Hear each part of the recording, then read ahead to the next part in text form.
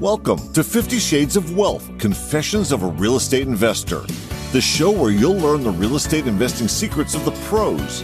Your host, Sarah Jung, pulls back the curtain and shows you how to build wealth with real estate investing.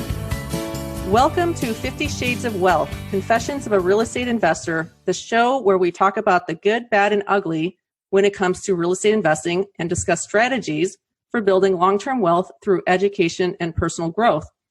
I'm your host, Sarah Jung, CEO and founder of Legacy Bloom Investments. And today, I'm really excited to have with us a special guest, Derek Clifford. Derek is a successful real estate investor of single and multifamily properties. He's acquired 13 units out of state while just in his first year of buying real estate, while working a full-time W-2 job. He's also the founder and CEO of Elevate Equity, a firm that partners with individuals and companies to purchase, improve, and operate cash-flowing multifamily apartment real estate. He's also written and published his first book called Part-Time Real Estate Investing for Full-Time Professionals. He also loves to give back to his community, and he has a passion for breaking down complex topics into easy-to-understand ways. He's helped many people start and maintain and grow their portfolios to achieve their own financial independence. So welcome, Derek. Thank you so much for being here with us. Thank you so much, Sarah. It is an honor to be here. Thank you very much. So Derek, I'm really curious. So you have a full-time W-2 position. Tell us a little bit about yourself. What do you do? Sure. Yeah. So I work as a project manager in a very large utilities company here in the Bay Area of California.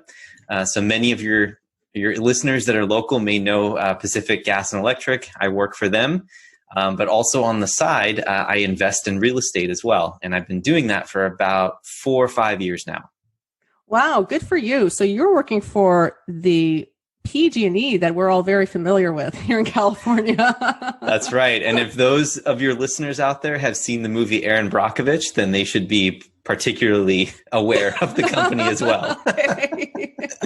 But I love the company. They've made great strides and they're doing some good stuff now. So I'm very proud to work for them. That's fantastic. Well, it sounds like you really enjoy your job, and it sounds like it's been fulfilling for you.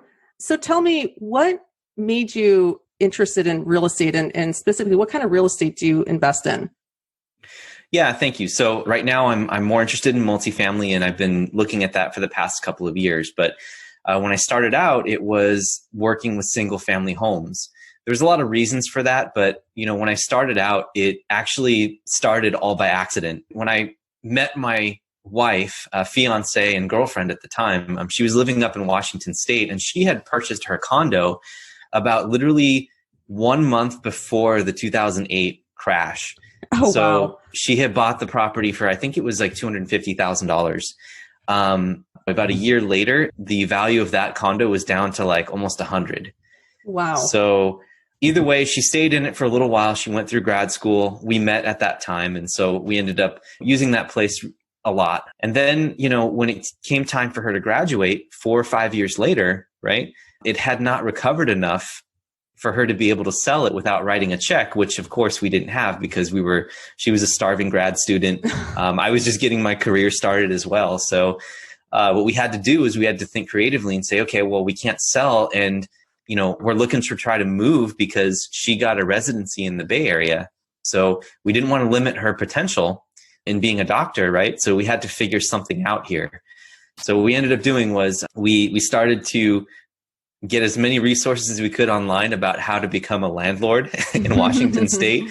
And we pretty much prepared to just put some tenants in there. And, once we got some tenants in there, we got really lucky because there was no property managers needed. They were just really well-behaved grad students, really great tenants, and they actually spoiled us. But, on the drive down from Washington down to the Bay Area, I was thinking to myself, hey, we've got some people paying our mortgage and more. We're actually profiting from this thing. Like, this is fantastic. And so I started to think a little bit on the drive down, which is a long drive, by the way. It's like 12 or 16 hours, right? Lots of time to think there. Lots of time to think. I started to say, boy, I could get more of these, right? Like, why not? It's just putting money in our pocket and it doesn't take too much to manage. So that's how I got started. And then, once I had the intention to start learning more about it, I pretty much scaled up. And in my first year, I burnt through all of my personal capital that I had and basically went from having nothing out of state to having somewhere around 15 units in 9 months in Indianapolis, in a market that I knew nothing about, and almost prior to my first property there knew nothing about and didn't know how to go about it, but knew I needed to take action.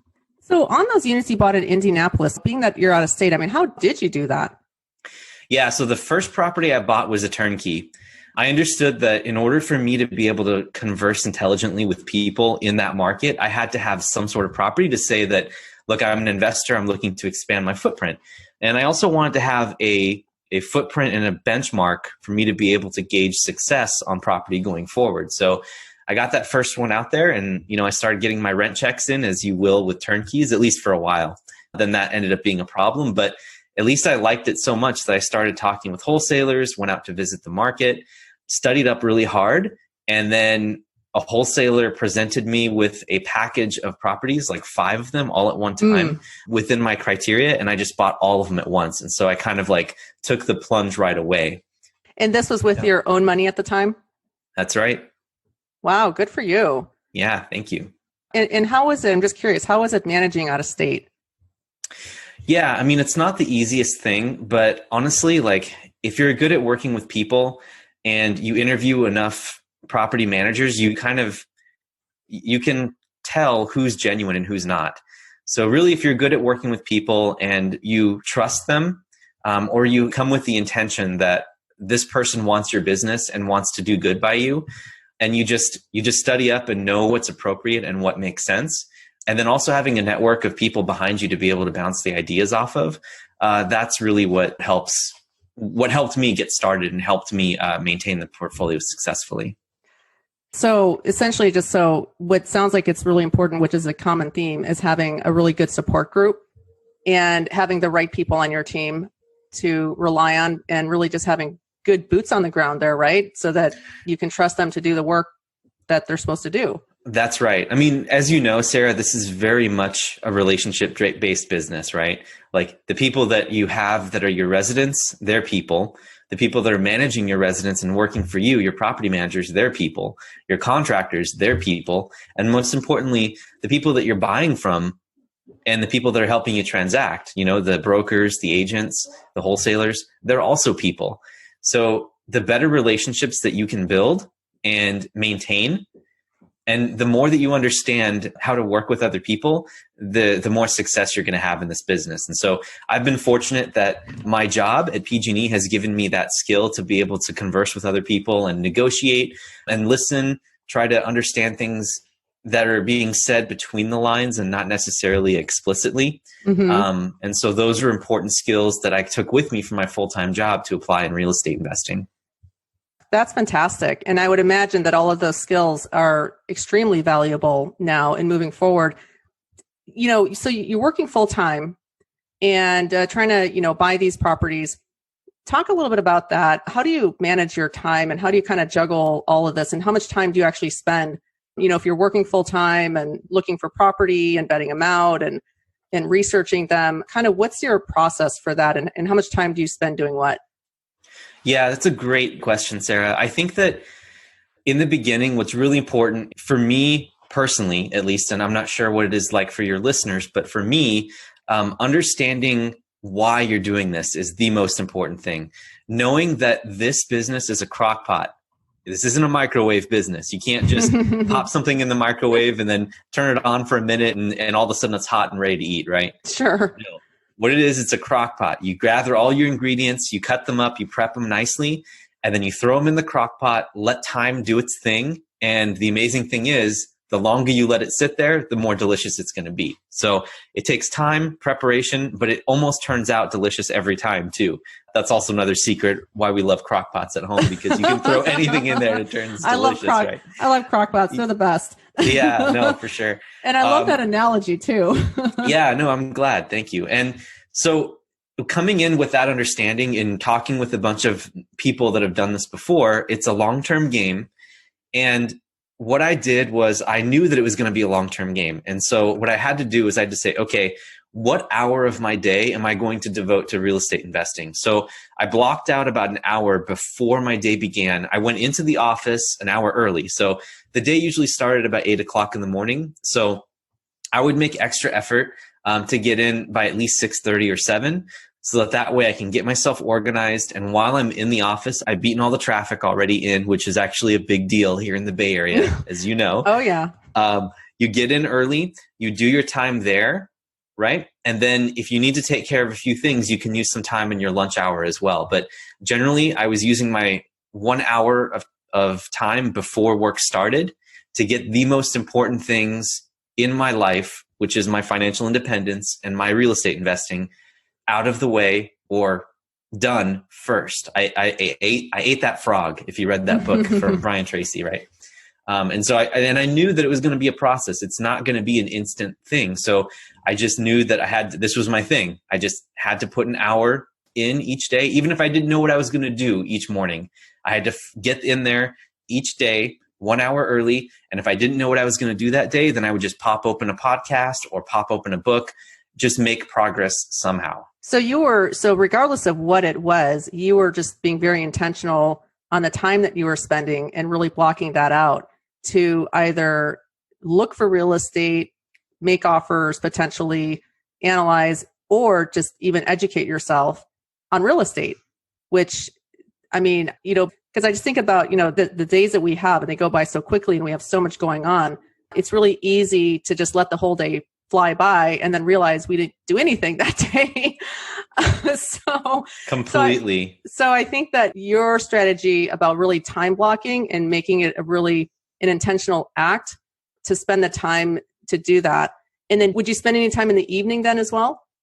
Yeah, there were some times where in the evening I'd devote some energy and time to it, especially if it was coming down to crunch time. Like, if I was doing a 1031 exchange, which that also happened in my early years in investing, that was something that took a little bit of extra effort. There was a lot of things going on at the time. And so I needed a little bit of extra juice to keep things moving. And I was more on the operational side rather than, on the mindset and the finding properties side. So yeah, sometimes that happens. So you started in the residential and then you moved into more multifamily. So talk about that process. How did you go from residential and what made you decide to go more into multifamily? Because you're in multifamily now, right? So you're focusing more on multifamily. So then how did that evolve? Man, another good question, Sarah. I love it. So when I first started investing, I realized that multifamily was going to be the way that I wanted to. That's where I wanted to be. That's where I wanted to end up. But at the same time, I understood that, again, long-term focus, right? I knew that I needed to start somewhere, and I needed to start with something that was manageable. I needed to get some experience and get some understanding of what the lingo and the vocabulary is for investing in real estate. So since I didn't have $100,000 sitting around, right, I had more like 20 or 30,000 sitting around, which is a pretty manageable amount of money for most of us, at least that have been working for a while and have been saving up some money and ready to invest, right? So I said, well, how can I apply? How can I start? How can I learn something? How can I take the step to get myself there? And so during one of my morning sessions, I figured that, look, Fannie Mae and Freddie Mac will let you take out 10 mortgages in your personal name, right? Mm-hmm. So I said, okay, my goal is to get 9 or 10 rentals, as much as I can get, as much healthy debt as I can get out there first, as quickly as I can, in a market that's healthy and appreciating. Because what I wanted to do is I wanted to get my healthy debt out there and then plan my next move. So I was absolutely bent on just getting out there, buying as many properties that I could get that was cash flowing. And trust me, I did a lot of due diligence to make sure it was cash flowing. I wasn't just buying everything that came my way, right? That's part of the education. But the whole strategy was to get as much healthy debt as I could out there so that I could plan my next move, because multifamily there's more at stake. Right? There's more people, there's more relationships, there's more zeros behind the price, And so you can do really well, but you could also do really, really bad as well. So the whole strategy for me was getting as much debt out there that was healthy as quickly as possible so that I can let time work for me, and that crock pot and all those juices in the crock pot can continue to get nice and delicious while I wait for my next project and plan my next move on the next project in multifamily. Wow, that's great. You had mentioned, the due diligence and analyzing the property to make sure it's cash flowing. How do you analyze properties? Do you have tools, or do you use like a specific calculator, or do you have multiple ways of doing that? And kind of what do you look for? Yeah, so I go through a lot of this in my book, actually, but just to fill you in on how I do it with the single families, or how I used to do it. Now I'm not really buying single families anymore, but I first started building my own tool and then comparing that with the Bigger Pockets tool that's out there. And I like the Bigger Pockets tool, but what I don't like about it is that it's not easily repeatable. And what I mean by this is, if you can build a spreadsheet where you do all of your underwriting in an Excel spreadsheet in one column, right? Think about the power that you can do if everything is in one column and you can compare properties side by side, right? Like you can underwrite 6 properties all at one time and you can just look at them all side by side. So doing something like that was really, really helpful because it lets me look at like what I looked at in the past and where the numbers are. And it helped me benchmark other properties to other ones. And there are some rules of thumb that I use, like 5% maintenance is what I keep for properties that are in good shape. And sometimes it can go up to either 10 or 15% of gross rents if it's a property that is in bad shape and you don't do very much rehab up front. CapEx, I keep at 5%. And then vacancy, I like to put about 7 or 8% in as well in single families. And then usually property management will come in at about 8 to 10%, depending on your relationship and how many you have. And then, of course, insurance and taxes, that's stuff that you can pretty easily look up. But yeah, that's pretty much the basics there. You're listening to 50 Shades of Wealth, Confessions of a Real Estate Investor. Want a free guide to behind-the-scenes secrets of real estate investing? Head on over to legacybloom.com and claim your free book today. So, Derek, so you actually built your spreadsheet. And because, I've analyzed, when I started out in residential, similar to you, I would analyze the cash flow on the properties, and I would use a spreadsheet that just had one property at a time. And it was really frustrating because, unlike you, I did the single one and I had to go back and look at it. And so that's genius. I mean, for you to actually build your own where you can actually do multiple comparisons. I mean, that's pretty cool. There's actually one step further you can go. I don't know if many people know about this, but you can go to Redfin and you can basically select all these homes for sale. This is if you're not working with wholesalers or agents with properties that are up and coming and you are okay buying off the MLS. I would go to Redfin and I would export a whole bunch of criteria that you can set. So you can set price range, you can set area, like you can literally draw on a map and say, this is the properties that I want. You can set criteria for what price is. And then you can hit how that there's that whole list on the right-hand side of the page. Yeah. There's an option there in Redfin where you can hit export. And if you do your assumptions right? Like if you do what I just talked about, you assume 5% for maintenance and repairs, and you set aside 8% for vacancy, and you set aside 5% for CapEx, and you have a fixed amount for, insurance and property management, you can basically export all that data and then just run everything all at once by just dropping and copy and pasting in Excel. I had no idea that you could do that with Redfin. So I'm actually going to go and I'm going to check it out because I had no idea. That's a really cool feature. So thank you, Redfin, for making it easier for us investors. Yes, of course. And also I would say too, that is for those of you who are just starting out and trying to find markets, it's really, really valuable for you to use that tool because then it gives you an idea of what your market's characteristics are.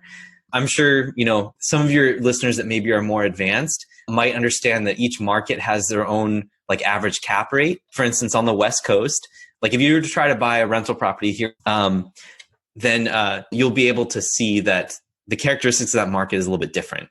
You'll see numbers that are a little bit more favorable. I see. So Derek, with the real estate investing, what is something that, you'd like to share as far as a hurdle that you faced, when you first got started? So, everybody has to start somewhere. And was there any specific challenge that you were having that you want to talk about that you were able to overcome, or something that you're still maybe continuously overcoming even now? Yeah, thank you. Good question. I think that the main thing was time. It was just being able to find the time to be able to devote to this. Now, I have to note that back then when I thought that my limiting resource was time, it's not necessarily true. It's your perception of time. That's how I was able to overcome it, because that's a good way to put it. Everyone has time. Like if someone comes up to you and says, hey, can you do this for me? And you're like, well, I just don't have the time. And that's never true. It's just not high enough priority. Sure. So what it is you have to set a priority for investing in real estate. So overcoming that hurdle, it required me to think bigger term and think, why am I doing this? And understand the rewards and why it's so important. That's great. And again, we're kind of going back talking about working a full-time job and, structuring out your day so that you can spend the time to educate yourself and do the activities that you need to do to invest. So with your investing experience, how has your thought process changed from the beginning to now? When you were a newer investor now to being a seasoned investor, is there anything specifically that you could talk about and how your mindset has changed about investing or just even about life in general? And also, just by the way, we're surviving through COVID. I want to ask you a quick question too on that. But how has your mindset changed over the years? Yeah. So when I first started, everything in books is all about the positive, right? Everything's like, this is what you can do. Here's the possibilities. Here's how you do it. These are success stories. So if you go and you listen to Bigger Pockets podcasts and you listen to all these people, all these amazing people that have done some amazing stuff out there, I'm not trying to discount them, but something that changed for me was that not everything is all roses and sunshine. When you get into this business, there's going to be problems. You're going to have to shell out like $4,000 or $5,000 to fix a furnace or an AC or both sometimes. I've had those experiences many times and they're not absolutely. fun. They are not fun, right? Or sometimes it's the tenant's responsibility to mow the grass, but yet you get the fine from the city. You get that in the mail. I've been there too. Yeah. so there, exactly. So it really was a wake up call for me. It's real estate investing is not like stocks at all, where you get in, you get out, and you're like, okay, did I make money on that? How did I like that? This is a business. It's something that you have to work at, and you can't just abandon it. You can't just get into the property and just assume everything's going to go great. You have to be at least somewhat in touch with what's going on. And so that was a big wake up call for me that really that's kind of life. Like I used to kind of approach things as like, okay, once I take care of something, that's done. I don't have to think about that again. But obviously that's not the way life works. And same thing with real estate investing. Yeah. So it's not just as easy as just, having a list and checking it off. That's right. Yeah.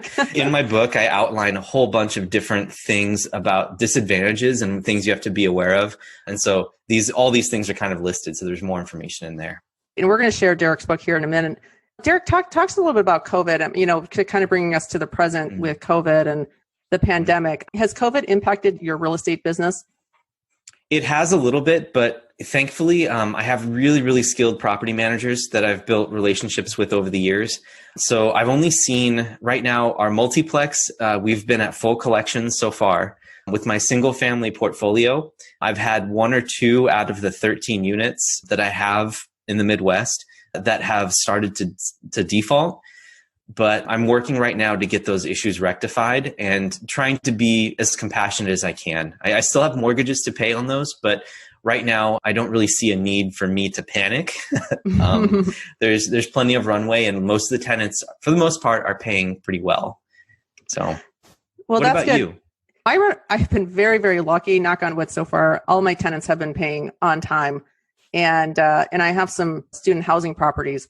And I was very concerned that we would see some, missed payments and whatnot. But so far, the parents sign on those leases. And so we have been getting checks, even though the students, I think actually one of them it's empty. I don't think they're even there. But so far we are getting checks. And so again, just kind of crossing my fingers on that. Yeah, no, that's great. That sounds like a great arrangement. You're getting checks with no one even there. That's well, luckily great. The parents are on. So anybody that's doing student housing, make sure the parents are signing those leases. Yeah, absolutely. So our show's about confessions of a real estate investor, right? And so I'm going to be asking you a question here. So Derek, is there a confession you'd like to make to our listeners that you'd like to share? Yes, I think it's very important for you guys to hear this. I must confess, and You can't see this right now, those of you that are listening, but I'm actually putting my hand up right now. He is. I can. Sarah. So Derek is on video with me, and he is raising his hand. Yeah. So I can confess that because of real estate investing, I almost lost my marriage. And the reason for that is that it became so important to me that it almost had me lose sight of what life is about in general. You know, I talk with my wife constantly, and we're both in the growth mindset. We both want to grow. We both want to do good. But I always told myself and even her that the reason that I'm working so hard to try to build a portfolio is for us, so that later on, you know, we can live the life that we want to live. But she told me that the way things are going right now, she doesn't think that there would be a life to share if things keep going this way, if the energy isn't more evenly balanced, right? If all of my energy and time and effort is being devoted to real estate investing and what I can do in my spare time to help better myself in that regard, rather than being attuned to actually living as a human being and living with someone else, right? So I think while it's important to be passionate about this, everything has its limits and everything has its bounds. And so you just have to be careful of where that is and make sure that you're not losing sight of the big, big perspective. Yeah. Derek, thank you for sharing that. And thanks for being vulnerable in that, because that is, I mean, that's something that actually I think a lot of people can probably relate to, is when they get involved into a project, you know, is it sacrificing or affecting their other relationships? And I also know from personal experience that that is definitely the case. And you can get overly involved and so hyper-focused on, whether it's your real estate investment or a project or whatever it is, that you neglect the things that are actually more important, which is your family. And so I really appreciate you being vulnerable and sharing that with us. I think that's a really great confession. And, just kind of want to tell people out there that these activities that we do in real estate investing, it's not just about the action of buying and selling property, but it's really, improving our mindset to grow our social and mental well-being as well. And in order to be successful in real estate, I truly believe that you also need to grow the other areas of your life. And it's not just about the financial wealth, but it's also about the mental wealth that you're developing. So I started checking out your book. What's the name of it, and how can we get a copy of it? Yeah, absolutely. So it is called Part-Time Real Estate Investing for Full-Time Professionals. So I understand that it is a mouthful, but there's a reason. I wrote this book for people that were just like me who are getting started. And as a matter of fact, the avatar, that's the type of person that you are writing the book for. My coach in helping me get this book written said that you need to well define who your avatar is. And so I just visualized a bunch of colleagues from work who ask me questions about getting started with real estate investing and trying to understand the basics. And so basically the book is a holistic approach to why invest in real estate, what to expect, what the advantages are, and then the different methods. And then depending on the method that you choose, here's my blueprint, right? If you decide to go down the single family route and you want to be more hands-on, you want to be more active, here's everything I did. And here's even a time frame that I did it. So because I'm a project manager, I couldn't help but throw in a Gantt chart there so that everyone can see obtained first property, and then I broke it out into how long I took to underwrite and my communication. Okay, Derek, you are officially a nerd. Oh, for sure. Definitely. There was no question, Sarah. So I broke that out for everyone to see. And then I gave another chart for how long it took me to get my second one and third one and so forth. And then I'm providing a whole bunch of tools and I'm making it very visual for people because I think, I didn't want to make this the size of the Bible, right? I wanted to make sure that it was something that was easily digestible and that people could read in their hour in the morning each day, and hopefully in less than a week. And so I talk about the single family route and then why it might work for you. And then if that's not for you, why you should consider passive investing in multifamily syndications, especially for those who want to be more in the real estate side, but they don't know how, and they don't really want to be that hands-on, but they know they want all the benefits of it. So basically it's a guide to figuring out what direction to go, and just kind of a jumping off point for a lot of people who are working a full-time job that want to invest in real estate. That's great. And how do we get a copy? Yeah, so you can just look it up on Amazon. So you just have to either type in the full name of the book, or you can type in how to start in real estate, I believe, in the search bar. And that's one of the keywords that I put in for Amazon. So it should pop up there, or you can just search for my name. What is one piece of advice that you would give, that you would tell new investors, or what is one thing that you would even tell yourself as a new investor when you first started? Yeah. So I'm going to touch on it again because it's so important. Think crockpot. Do not think microwave. Okay. So going a step beyond that, set yourself up for consistency. So I don't want to say don't trust yourself, but set yourself up so that it's actually hard for you to break from your routine. So there's a lot of things you can do, right? In my book, I kind of touch on some methods to do this, but blocking out time so that you just set up your morning. So you wake up at 5 or whatever to get into the office early. And that's just the thing that you do. You set your alarm clock at 5, you put it on the other side of the room, and you set it at the highest volume you can. So you have to physically get up and walk to it to turn it off, right? And by that time you're up, right? Other tips include putting things on your mirror, on your bathroom mirror. Other things include queuing up podcasts and resources on your device so that anytime you're standing in line or anything, it's easily accessible. You can just hit play. Also putting something on your lock screen to help you remind yourself why you're doing this, right? So, so all of those reminders, so it's in front of you so you don't forget. Right. Yeah. So you don't want to be the one that's always hitting snooze on the reminders, not only to get up, but also the snooze on the reminders to work on your real estate business, right? Instead, you can check it off and not have all those reminders stack up. So really, I'm kind of taking a page from the book of Atomic Habits, which is a fantastic book, by the way. They talk about habit stacking and making things attractive, easy, and what is it? I forgot, but there's a lot of different things. Go read the book because it's fantastic. Yeah. So atomic habits. So just setting yourself up for consistency, because consistency is the only way this is going to work. I know a lot of people are looking for silver bullets out there to try to find one way to make it work. And you can do that, investing in a syndication. But as you and I both know as syndicators, it's much better to have well-educated people to partner with, because then they know what the risks are. And it's just more harmonious, right? And so we want everyone to be educated. So being consistent and making sure you will be consistent, that's the key, will help get you to success. Thank you so much for that. What do you like to do in your spare time? Yeah, so spare time, real estate. No. No, so in my spare time, I really like hanging out with my wife. We play board games. I really like playing turn-based strategy games like Civilization on the computer, just to help me relax a little bit. And going hiking and biking and working out and meditation as well. So with COVID now, are you finding you're doing a lot more hiking? Actually, yes, we are doing a lot more. We're getting out more around our local area, and it's been great. It's been actually a blessing for many different reasons, and as far as time goes. Yeah, I hear you, and I can relate to that. Derek, how can our listeners reach you? Yeah, so please, you can get a copy of my book, and if you want to learn more, please go to my website. It's elevateequity.org. So it's Elevate Equity with 2 E's in the middle, and then the ORG at the end. Perfect. So elevateequity.org. ORG, yep. Yes. Okay, great. Derek, it has been such a pleasure having you on our show today. I appreciate your vulnerability. I definitely learned some things from you today.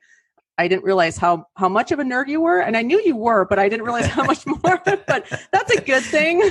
Thank you very much. And I can say that because Derek and I have spoken several times before, so correct. We know each other a little bit. So appreciate all of your input and the value that you provided today. And I thank you, Derek, for being on the show today. And if you're interested in learning about passively investing in multifamily real estate, please check out Derek's website. And in addition, you can also check out our website for additional information at legacybloom.com. And we will catch you next time. Thank you so much for listening. Thanks for listening to 50 Shades of Wealth, Confessions of a Real Estate Investor with Sarah Jung. Make sure to visit us at legacybloom.com, where you can join our investor club and grab a free copy of Sarah's latest book. And if you like the show, don't forget to leave us a quick review. Be sure to tune in next time as Sarah pulls back the curtain once again and shares more Confessions of a Real Estate Investor.